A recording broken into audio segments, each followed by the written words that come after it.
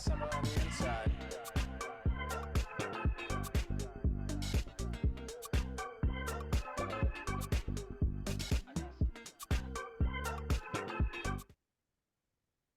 All right. Hello. Hi, everyone. A very warm welcome to our webinar, Measuring Success in Resource Management. My name is Nora, and I'm very pleased to be your host for this webinar. My passion is to unleash the potential of organizations and people by tapping into the future of work and creating more productive, adaptive, human, and joyful ways of working. I'm very excited you're joining us today for this exciting topic, and I'm looking forward to an insightful discussion.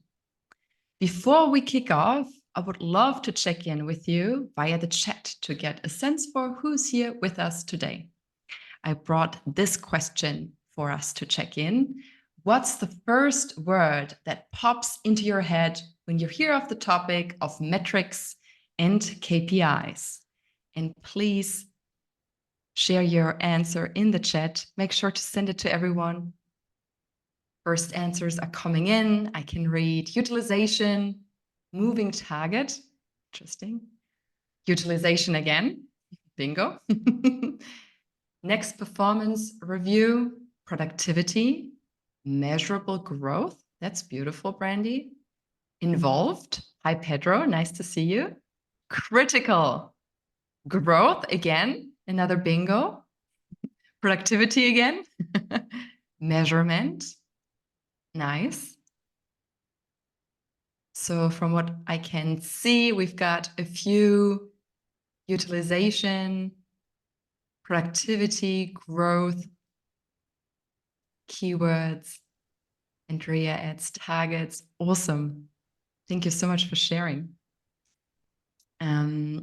So with this being said, welcome to our webinar, Leap, Igniting the Future of Resource Management. With this webinar, we're really hoping to help reinvent the traditional approach to resource management and unpack fresh and inspiring perspectives for the resource management community on how this could look like. You might be wondering who is facilitating this program run as a resource management software, solving the very challenge of both matching work to be done and finding the best suited people for the job. Just in terms of the logistics, we will be using the last 15 minutes for questions and answers. So please feel free as you're listening along to capture any questions that pique your interest in the comments in the Q&A section of a Zoom webinar. And we will be happy to pick them up at the end. Next up, I would love to introduce to you the stars of this webinar, Marzena Pietrus and David Edwards. It's so lovely to see you both on the call. So let me share a little bit about these two speakers that we've got lined up for you. First of all, David Edwards. He is the head of workforce planning at Ericsson. He's based in the UK, and he has successfully implemented strategic workforce management in a large organization. As a senior leader in operations, consulting, finance, and program management, he has delivered transformation and multi-million-pound value repeatedly across multiple industry sectors. David, it's so lovely to have you on the webinar. Welcome. Thank you. Are you talking about somebody else? I'm talking about you. And next up, we've got Marzena Pietrus. She is a senior resourcing lead at 10 Clouds, an IT services and IT consulting company. She's based in Poland. In her role, Marzena handles allocations, making sure everyone's talent is used effectively. When schedules clash or resources are stretched too thin, Marzena steps in to level things out. It's so great to have you on our panel, Marzena. Welcome. Welcome, all of you. Thank you. I'm really glad to have you to be here. Awesome. So today is a very exciting webinar. We're talking about metrics. We're talking about success. So I have prepared some wonderful questions, and I would love to kick us off. Let's get right into it. Could you share your perspectives on the most critical metrics, KPIs, that resource managers should focus on today. And I would love to start with you, Marzena. Correct. So maybe I will start from the operational point of view.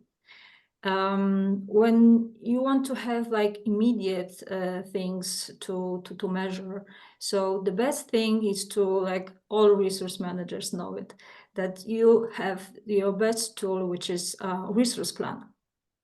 From this perspective, and the forecast 3 months ahead or even more, depends on the project's length. You can see when the projects will end and people will be free. So this one brings us to the point when we have the first KPI, which is we call it bench measurement, like who is available and what time he or she will be. So if you will compare this data to, for example, sales needs, how many people you will need soon. This one will give you also how many people you will have on the bench or you need to hire.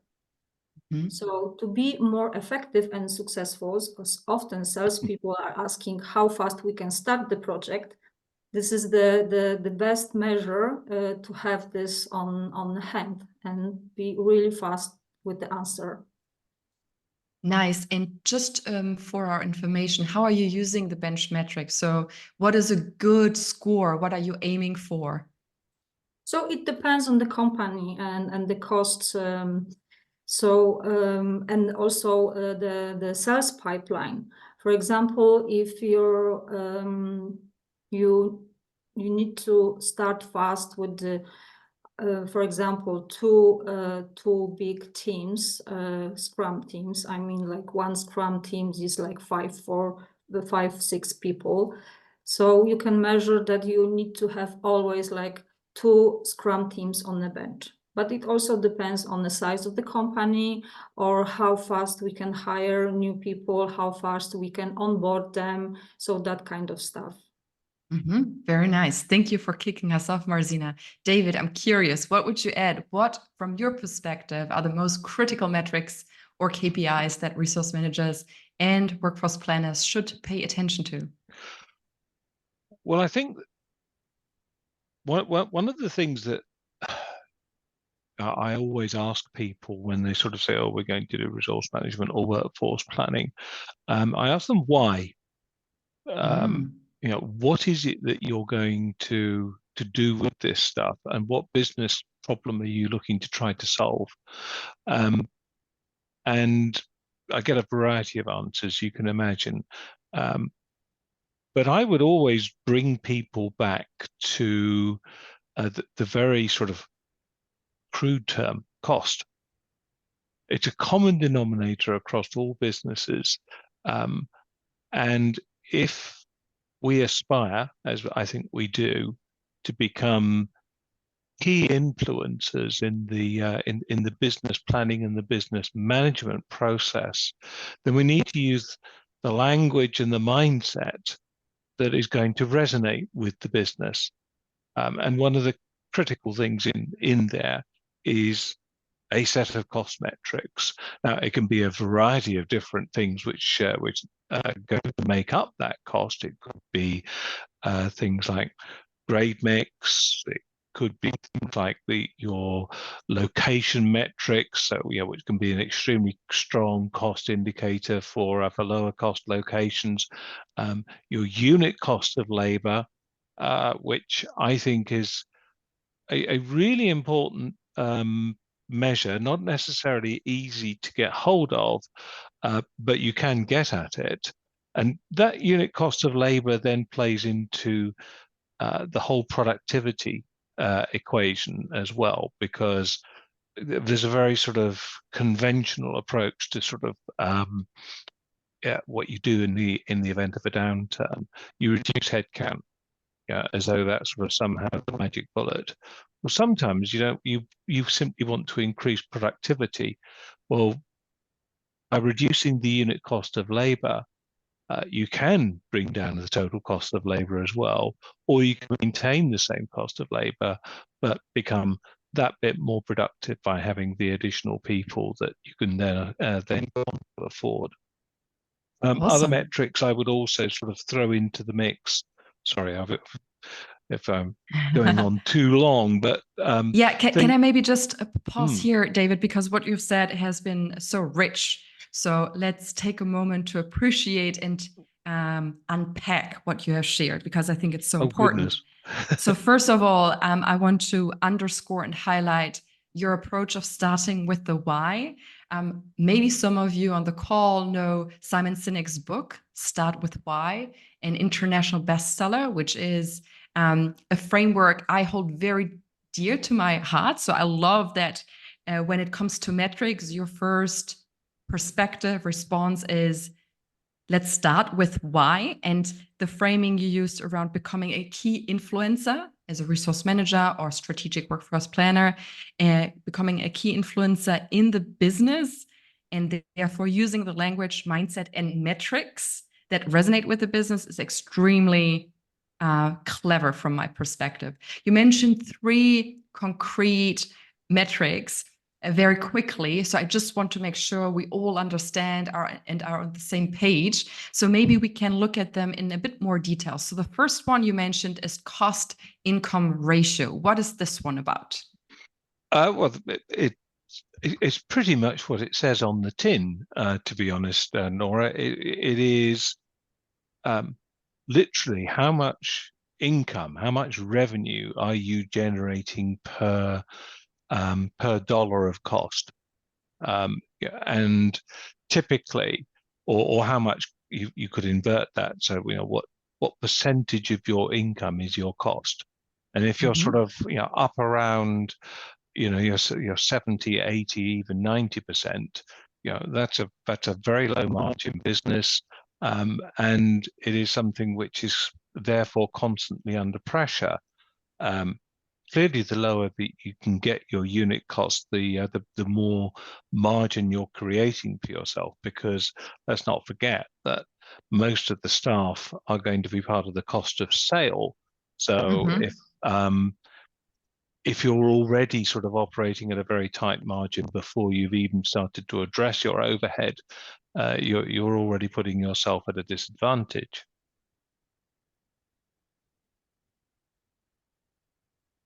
We can't hear you, Nora. So you see, she's got this fancy microphone, and yeah, this is your time, David, to speak. Absolutely. The good news, guys, is that I used to be a radio presenter, so I can just keep it going until Nora's back and ready. It's not working for her. Okay. Yeah, let me just try this one. Can you hear me clearly? We can hear you very clearly, yes. Use my AirPods then. Thank you, big microphone. You have the day off today. Awesome. So we now understood a little bit better. Cost income ratio also has to do with how much the resource, the person costs. So maybe some aspects to consider here might be grades, seniority levels, right? And I remember from our conversations earlier, you also mentioned the how are we spending our time? So are we using our time doing admin stuff or value-adding tasks, for example, for a project? Might be some variables to consider to improve this metric. Yes, no, we need to be careful because we're drifting into the world of organization design, but it's my favorite world. Is it really? Okay. Well, you need to get out more, Nora. It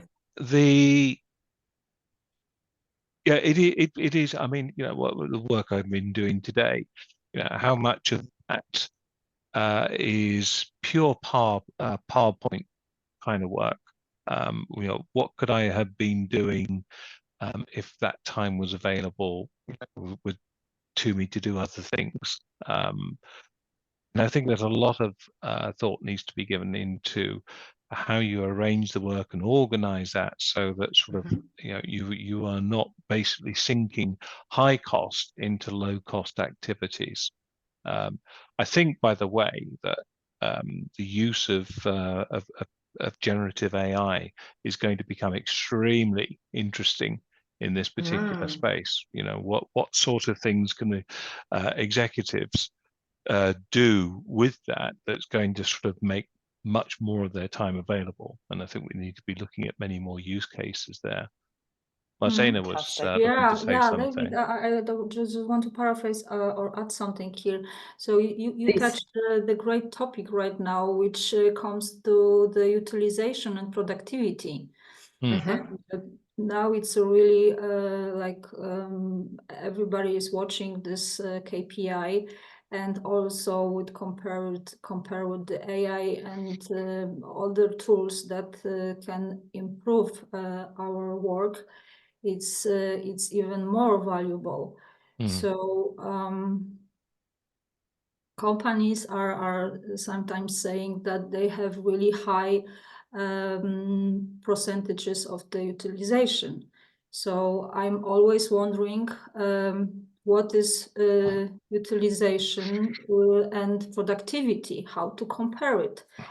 So how is the rules? It's only like utilization is only compared with the, like, commercial projects, or it should be also with the productivity, that people are also doing things for the company, for around marketing, around development, that kind of stuff, upskilling themselves. So I'm seeing that as a productivity. Right. I would completely agree. Thank you for the addition. Now we've covered cost income ratio. Can you just quickly elaborate on the metric of location metric? So what is this one about? Oh, I think this is fairly straightforward. It is. Yeah, we have high cost locations, we have low cost locations. I think that it is a key lever in your strategy for managing cost and also managing resources, especially now that we spend so much of our time talking like this, as opposed to talking in front of each other. It means that boundaries are no longer quite what they used to be, and it means that you can therefore utilize market data much more effectively to identify where particular resources might be available that have the skills that you need. Is there anything that resource managers should watch out for in that space? Well, yes, the problem is that the market data which is available to one person is available to everybody. So you've still got to move pretty quickly. Okay, nice. Thank you for elaborating on that one. And the last one, unit cost of labor. Is there anything you would like to elaborate here? How have you used this before? What is a good measure here for you? A good score? Look, there are two aspects to it. From a unit cost of labor, you want to be reducing the rate. It's as simple as that. You know, whether that's through the grade mix, your mix of permanent staff and non-employees, those kind of things. It's a very simple measure, complicated to get at, and also to get agreement on consistency.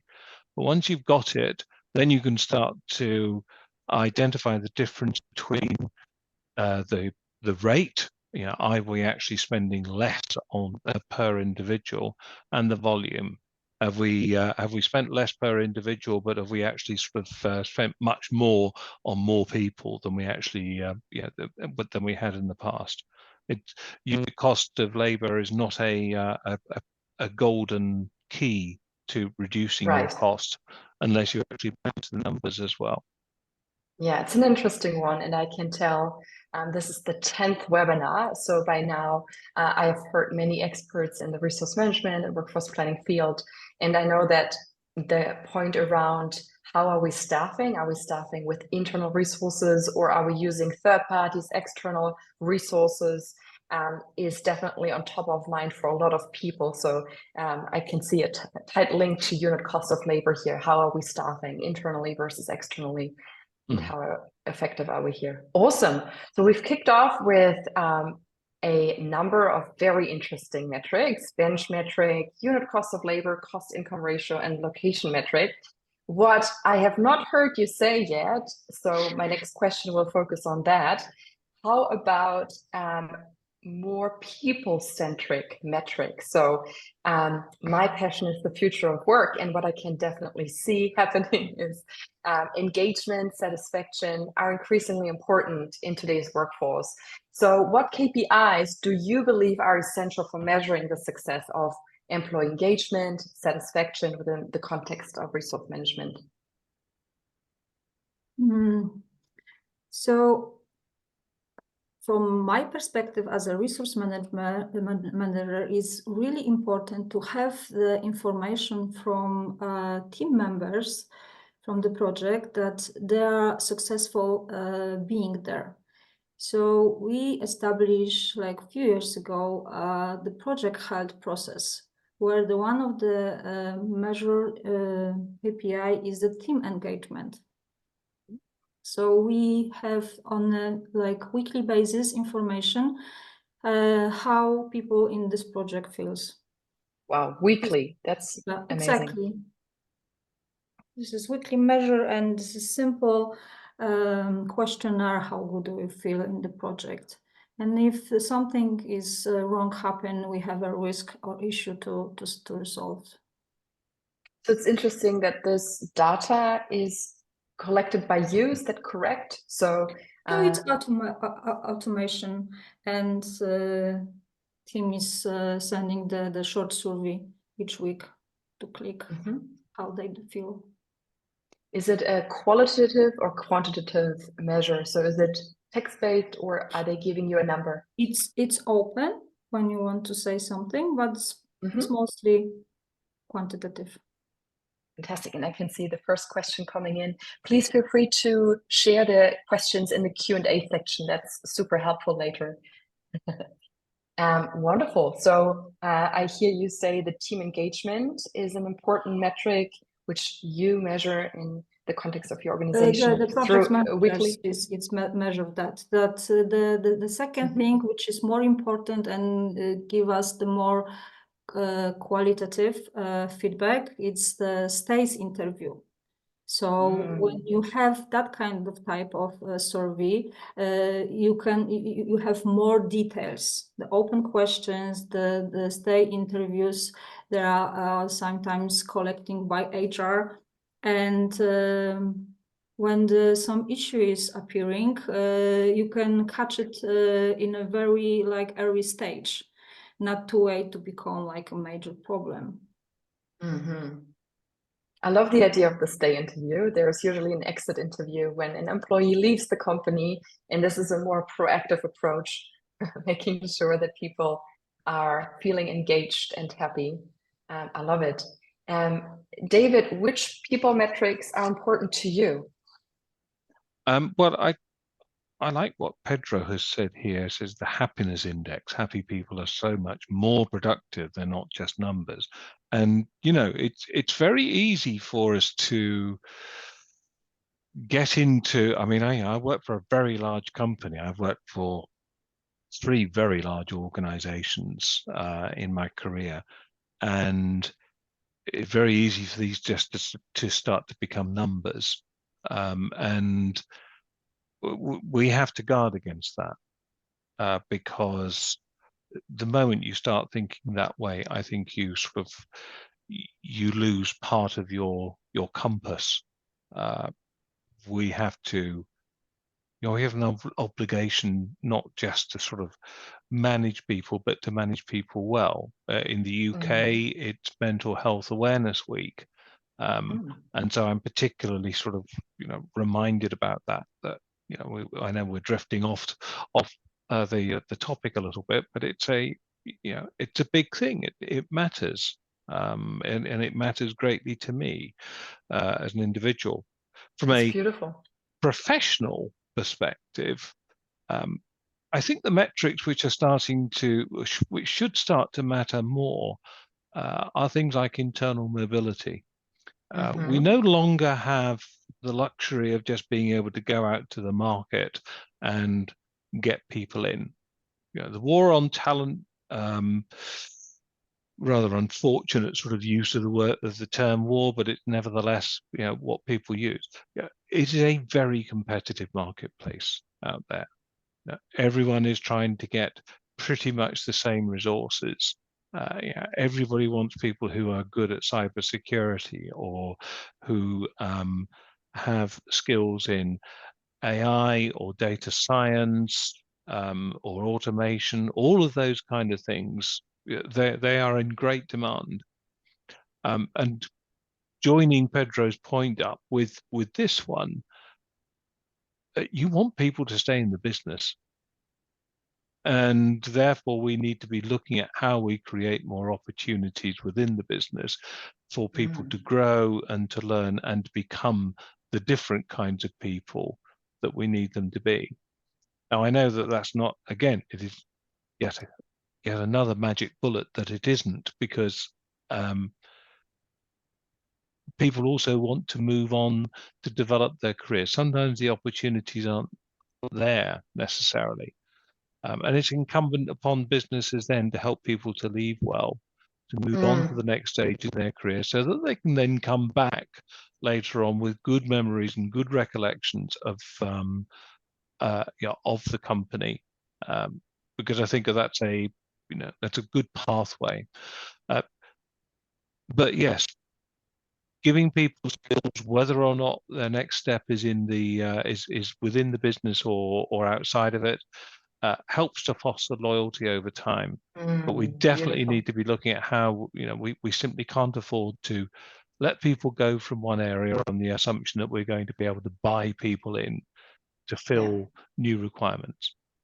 And I just want to highlight that point, David. I think that's such a beautiful perspective. So not just internal mobility and retaining skills are important, but also maybe there is one metric around how many of our alumni employees, people who used to work here, are actually coming back because they did have a good experience working here, the way that they were treated, the way that they grew, learned, and developed in this organization supported them. So I think that's a whole new perspective, David, that you're opening up, which I think is very sustainable and very long-term oriented, which resonates a lot with me. A very sudden and sort of unexpected deluge of hearts just going up my screen. I'm quite sure. Other people are supporting us, David. Yes. Yeah, that's beautiful to Nora, see. if I may, so because I'm in touch with this happiness index. So I was working in the company where we exactly did this. We measured the happiness index, and we won like 3 or more times the great place to work.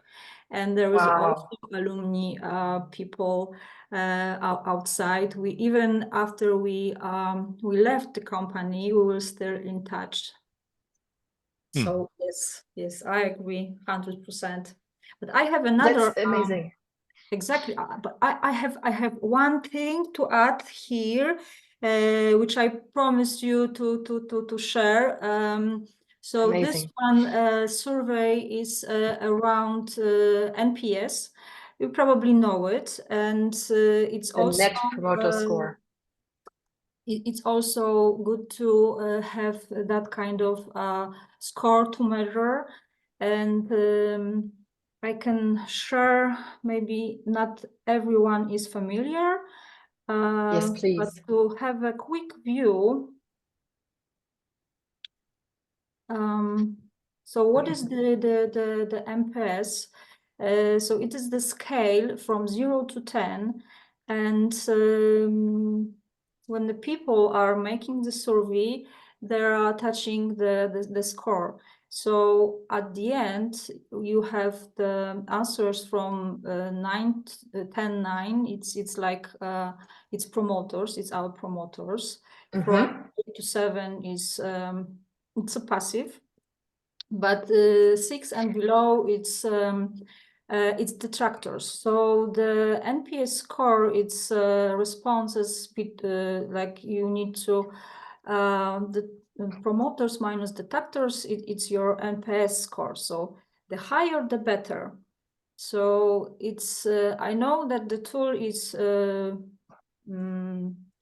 maybe not really simple, but it give us like a lot of valuable feedback. Amazing. And thank you so much for sharing this. It's a very concrete example of how it could look like and how it could be conducted. So yeah, much appreciated, Marzena. Thank you. Lastly, I would like to dig deeper into people analytics, which is something we touched upon in our preparation.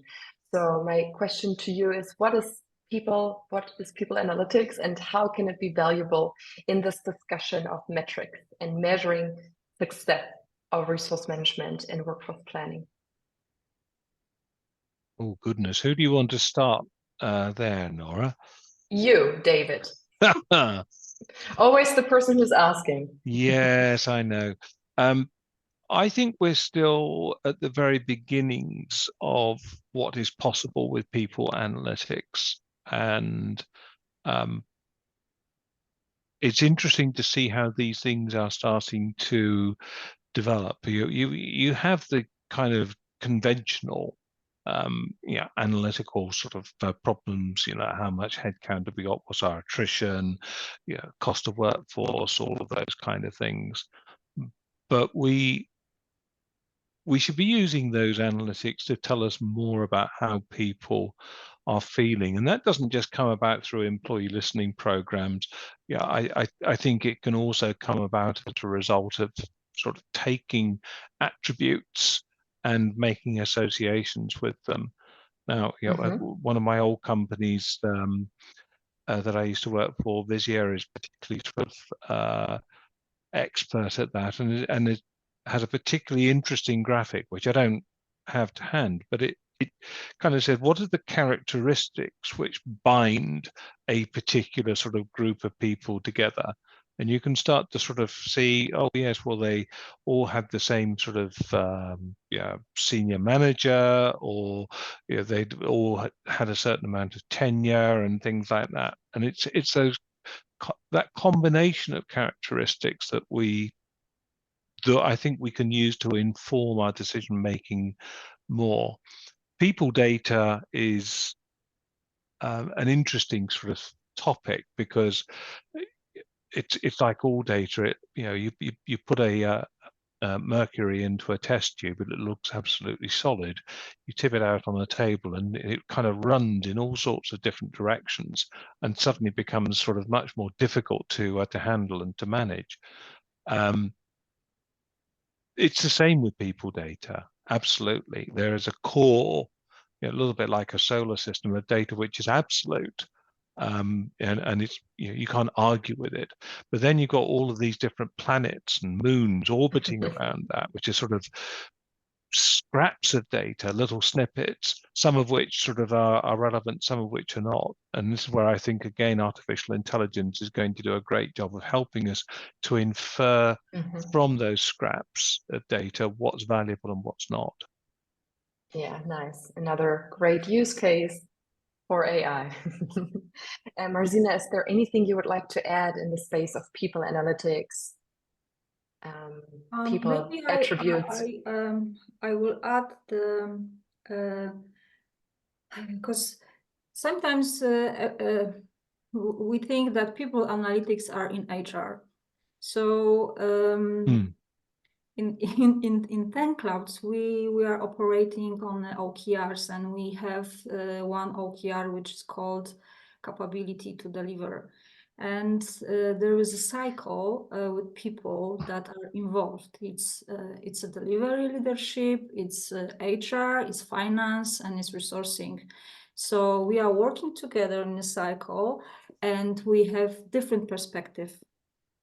So when you have people voice, finance voice, and the delivery voice, you can go like faster or better or improve things. I think there's a lot of resonance from the audience. I can see the hearts again. Okay, so did I understand correctly, Marzena, that with the rather complex area of people analytics, it's very helpful to have a multi like a cross-functional team from different areas of the business to really make sense of the data? Exactly. So when you have some KPI, so you can also compare it to like not only watch on the costs, but also have the people inside. Yeah, fantastic. Thank you so much for elaborating on that. I have another question for you, which I'm so excited about. I would love to ask you, can you share a success story or a case study, either from the current organization you're part of, Ericsson 10 Clouds, Cloud to 10, or any other organization where effective resource management guided by metrics and KPIs led to a significant organizational improvement? So let's make it super concrete. Yeah, so I have like a lot of that kind of success. So Awesome. I think that the really important is when you have influence to make people happy. We have the situation in one team project where one person was really individual, and there was some frustration. So it's not always about like underperformance, but it's sometimes someone is overperformed. So we decided to give him another opportunity that he can do more like by his own, and be more productive, more faster, and work with the R&D staff. So from the people perspective, resource management is really touching also the career path and the people development. So, and one thing, because I'm talking from the people perspective, but it really makes me happy when I see the clients' feedback. So, like last company and this one, there was also a big heart when I see the feedback that the team was amazing, or the people were like deliver really fast, and the quality was really really good. So that kind of things, when I'm reading this, when I'm hearing this, it's I like I feel that I'm successful in my role. Oh, so beautiful. Thank you for sharing this success story. What I really love about this is every person brings their unique talents and superpowers and characteristics to the workplace.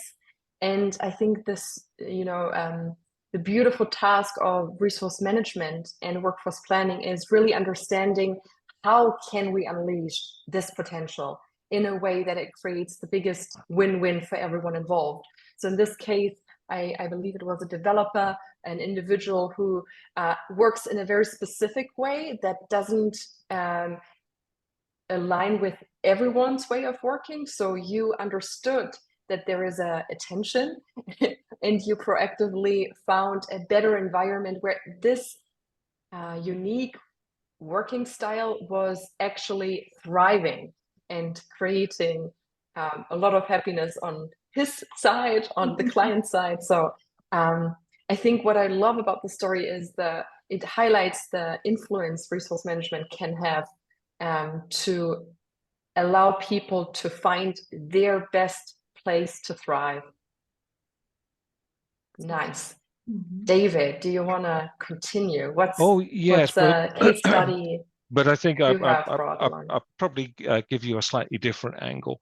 Please. So you said I worked once for a large financial services institution, and indeed I did. And we had a situation where large numbers of people would be subject to restructuring, which is another way of being let go from one part of the business, whilst other people were being hired in from a different part of the business to a different part of the business, who could actually do pretty much the same job. And of course, every time you let somebody go, you create damage, financial damage, and also reputational damage, and you damage the morale of the workforce that remains in the company.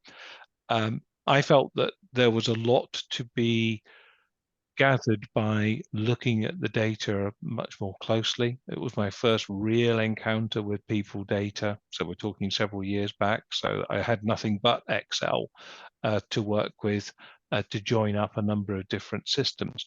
But what I found was quite shocking, that we had something in the region of 900 people who were let go in towns, in time frames, doing particular roles, where we were hiring a corresponding number of temporary staff in the same towns, in the same roles, but just in different parts of the organization. And I took my life in my hands. I booked an appointment with the COO, I guess he was, at the bank. And he said, well, no, this is no good. We can't be doing this. And that set me on a path to identifying how we might go about doing things differently.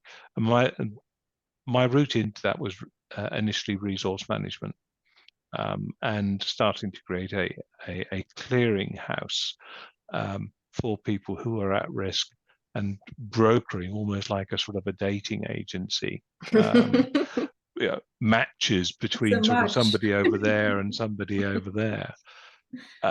And we did that 600 times, which was rather nice. Wow. And that saved the bank, I suppose, about 45 million euros.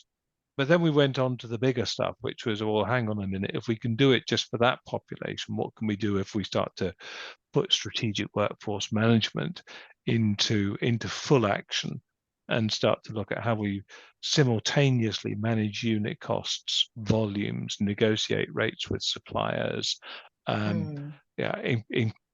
improve diversity, reduce onboarding times, and basically do all of these things at once. And the result was a saving over 3 years of 300 million euros. That's in addition to the 40 or so that I've also already mentioned. When people say, why should we do this? Yes, it's a really good thing. It's a good thing for the organization. It's a good thing for its people, but it's a good thing for the balance sheet as well. It's not an easy thing to do. Anybody who works in this job will tell you it's hard, and there's a lot of resistance sometimes to doing sort of things, and especially bringing about change. But the rewards can be enormous.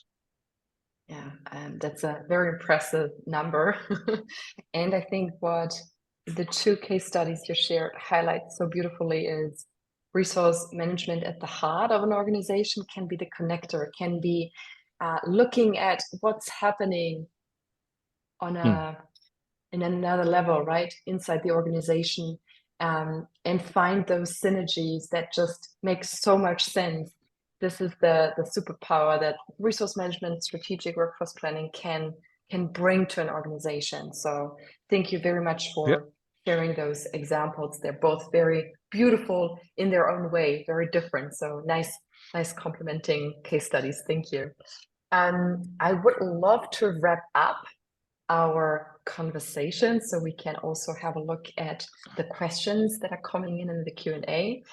So please feel free, everyone, to capture your questions if you have any. We will be moving to the Q&A shortly.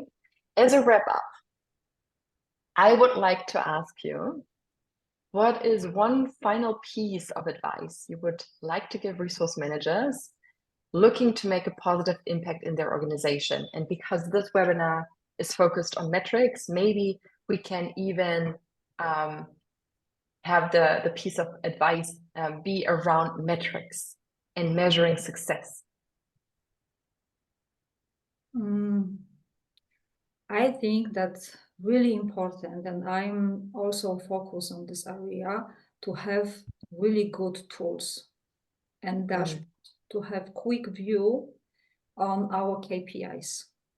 So this one means for me that being like agile, being not to spend too much time on looking for data, but to have trust to those metrics and the data and the tool that we are using. So there is always the improvement that we can make, and the better we will be looking at those data, the more information we can read and we can improve it. Love it. Thank you very much, Marzena. So tools, dashboards, quick view on data and high quality data. Nice, thank you. David, what is your final piece of advice when it comes to metrics and measuring success? Understand the work. Understand the work that the people you are managing, albeit remotely, are actually doing. Become aware and understanding as to what they face on a daily basis. You will earn trust at a much greater rate, and you will be able to speak with authority, because the last thing you want to be is just somebody who shunts checkers across the checkerboard. You want to be saying, no, you want to be moving those pieces there because that's the right thing to do. Become an influencer. You become an influencer by winning trust. You win trust by understanding the work. Oh, I love it, David. I think this has been a reoccurring theme in almost all of our webinars so far. I remember Christine Robinson kicked us off in September, and she called it the listening tour. When you kick off as a resource manager or strategic workforce planner to go on a road trip, be it virtual or in person, and listen to the business, the different stakeholders around your part, and really understand what they want to achieve. And this is the best way to earn trust. So thank you, David, for reiterating on that very important point. Awesome. So now I'm very curious what questions have come up. And please also feel free to upload any questions that you find interesting so I can pick them. Also, just a heads up that Marzena and David will be answering questions after the webinar as well. So in case we don't cover everything, that's okay. We will have time offline to answer them. So I'm just gonna pick the first question that came in by Christian. Thank you for your question. Can you give examples of negative answers you got on this weekly process that you mentioned at the beginning, Marzena, and how you addressed them? Examples of negative answer around which process was that? You mentioned for the team engagement, you have the weekly measure that you collect to understand how the team is doing. So in case there is a negative team engagement surfacing, how do you address that? What's the action you take? So if someone is unhappy in the project or something like that. We are planning to seek another project. Of course, we need to know more about the place where this person wants to develop him or herself. So yes, we are planning some kind of internal movement when there's something like that is happen. So it's not always like, you know, in a week, but so this is the first point when someone is tired with the project or something like that. When there is more negativity around, for example, some disconnections in the projects. We are asking project managers and HR to make some kind of session with the team to gather more feedback, to clear the situation. This is always like people working together. There's not every time is nice. So yes, we have the action points to avoid the risks. Nice. And David, is there anything that you would like to add? Anything that comes into your mind? I'm an old man, not so much comes into my mind these days. No, I don't think so. I think Marzena, she's sort of kind of got the monopoly on on this particular aspect. I would say it's the same with all of these things, that there is an ecosystem in workforce management, resource management, and all of the pieces need to work really well if they're going to work together. You can't have a racetrack where you've only put tarmac down on parts of the track. All of the pieces have to sort of kind of join up and serve a common purpose. Yeah, nice. Maybe the only addition I would like to make is, and here I'm coming back to what you said, David, at the beginning of this webinar, start with why. So why is there tension? Why is there a negative answer to the engagement? What are the root causes, and what can we learn about the setup? What tweaks, might be in the sphere of influence for you as a resource manager, workforce planner? So that, might also be an interesting perspective, digging into that a bit more. Thank you, Christian, for that question. And now we've got Pedro, who is super engaged. I love that we have you on, Pedro. Thank you for your question. So his question is, what can you recommend to help influence my senior leadership team to not only be incremental, rather be instrumental? This will help with my KPI.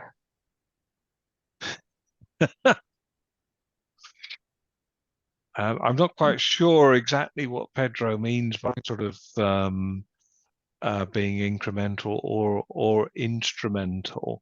But I will recommend the leadership session. Maybe. Well, yes, I would recommend the leadership session actually, because if the SLT is simply sort of kind of following the same track and not looking to transform, not quite sure what they're doing there as a senior leadership team. But perhaps I'm being unhelpful to Pedro in his in his quest to get the sort of SLT to step up to the plate. I think you have to show value from doing things differently. Nice. I love that. And that takes a little bit of courage, because sometimes speaking to senior leaders, speaking truth to power, as they say, is not an easy thing to do. So you have to be evidence-based, really, and deeply evidence-based, to be able to say, look, if we were to do this, this will happen. This will happen. You can also look at it from the negative side. I mean, I'm trying to persuade people through workforce planning that you can, instead of just reporting headcount numbers, you can start to influence decisions by saying, if this is what you want to happen, this is what it means. And not just it means something here, but it means something to this aspect, that aspect, the other aspect. And if we make it super concrete. What I was going to say, what you want sort of leaders to do is to say, well, what do you suggest? If you get people saying that, then you know that you're really on your way. Can you recommend something very specific? So we're talking about metrics, KPIs here. Which clever moves have you done in the past in this space to win over SLT members? Be curious. If you're working with particular bits of data, look out for things which don't look right and dig into it, find out why, and then ask yourself, well, hang on, if we were to do something else, what would happen? I love that. I could also recommend the scenario planning. So that this is something concrete with the 3 different scenarios to see the situation after that, if we will go this way, this one happened. So yeah, the bad, the pink, and the gray. Yeah, fantastic. So being curious, looking out for things that are unusual and digging into them, and scenario planning.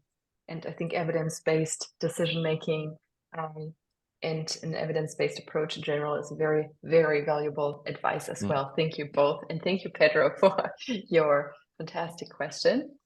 I think we can probably pick one more question. So please feel free to upvote if there is any question that you would like for me to prioritize. Otherwise, I'm just going to pick one. What is the biggest challenge in resource management, in your opinion? I'd say two. I'm going to give you two. They are connected. I think a lack of collaboration. The result of which is no real notice as to what is going on or what is going to be required of you. Far too much of our resourcing, fulfillment, resource management, whatever it is you want to call it, is short-term and piecemeal. A more strategic view allows a more strategic view buys you time to do something different. Yeah, nice. to organize things in a different way. Thank you, David. Marzena, anything you would like to add? No, What I challenges think that, do you notice?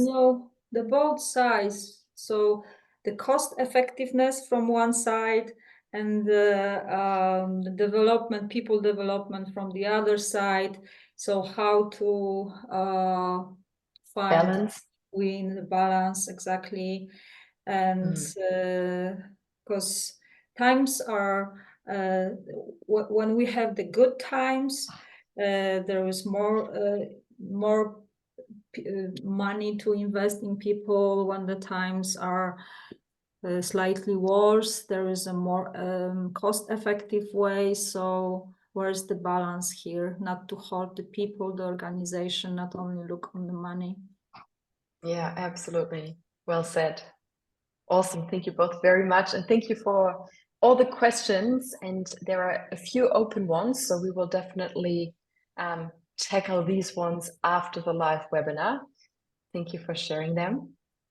Awesome. So I think my Germanness in me tells me to wrap up, even though I would love to continue talking with the two of you because you're so knowledgeable and so you're generous in sharing your knowledge with us. So from my and all of our perspectives, thank you so much for this webinar. It's been an absolute pleasure preparing this webinar with you and running it today. Thank you, thank you, thank you. And to all of you listening in, feel free to follow us on LinkedIn and keep your eyes peeled for the next webinar. And to check us out, I have one question for you. What are you taking away from today's session? What is your one key takeaway when it comes to metrics and measuring success? Maybe if you could share it briefly in the chat, that would be super lovely. Me and the team, we always love to go through the key nuggets you're taking away and learning, and it helps us to also learn and grow together. So thank you both very much. Thank you. Thank you everyone, the audience, David. Thank you, Nora. I'm really glad to be here with you, to hear all this stuff from David, so the other perspectives also, and the questions from the audience. Thank you. Absolutely. It's been such a pleasure. Thank you all. Take care and goodbye. Take care now. Bye-bye. Bye.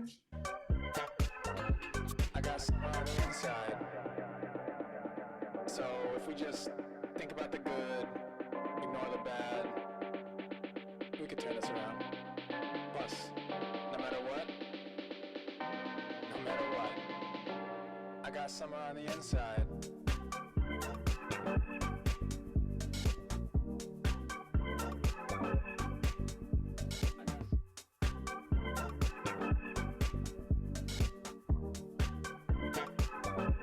I got somewhere on the inside.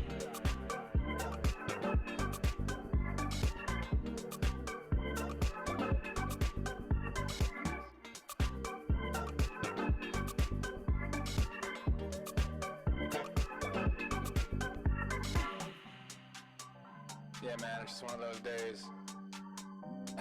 I mean, everything's going wrong, but it's up to me to turn that around, just like it is.